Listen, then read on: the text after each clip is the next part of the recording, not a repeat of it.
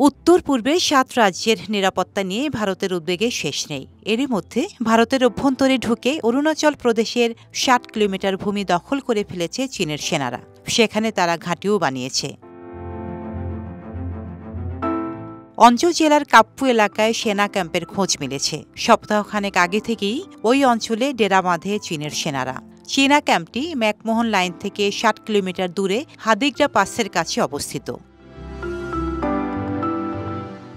এর আগে ভারতের প্রতিরক্ষামন্ত্রী রাজনাথ সিং চীনা সীমান্ত ও অন্যান্য প্রতিবেশীদের পরিস্থিতির ওপর বিস্তৃত ও গভীর পর্যালোচনা করতে কমান্ডারদের দেন। পাশাপাশি বাংলাদেশে চলমান পরিস্থিতি পর্যালোচনা করতেও সামরিক বাহিনীর শীর্ষস্থানীয় কমান্ডারদের নির্দেশ দেন।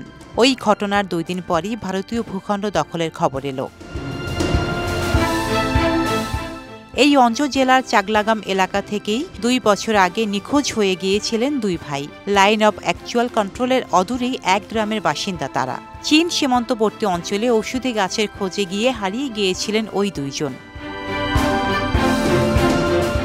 স্থানীয়দের দাবি ছিল চীনের পিপলস লিবারেশন আর্মির হাতে বন্দী রয়েছেন তারা। ভারতীয় সেনার কাছে একাধিকবার নিখোঁজদের সম্পর্কে তথ্য চেয়ে যোগাযোগ করেও কোনো লাভ হয়নি। অঞ্চল বিধায়ক সে সময় সংবাদ সংস্থাকে বলেছিল, চীন এখনও সরাসরি স্বীকার করেনি ওই ২ যুবক তাদের হেফাজতে রয়েছে কিনা। তবে বলা হয়েছে দুজনই বেঁচে আছেন। যদিও অঞ্চলতে চীনা অনুপ্রবেশ নিয়ে সে রাজ্যের কোনো মন্ত্রী এখনও কোনো মন্তব্য করেননি। ডেস্ক রিপোর্ট, সাম্প্রতিক দেশকাল।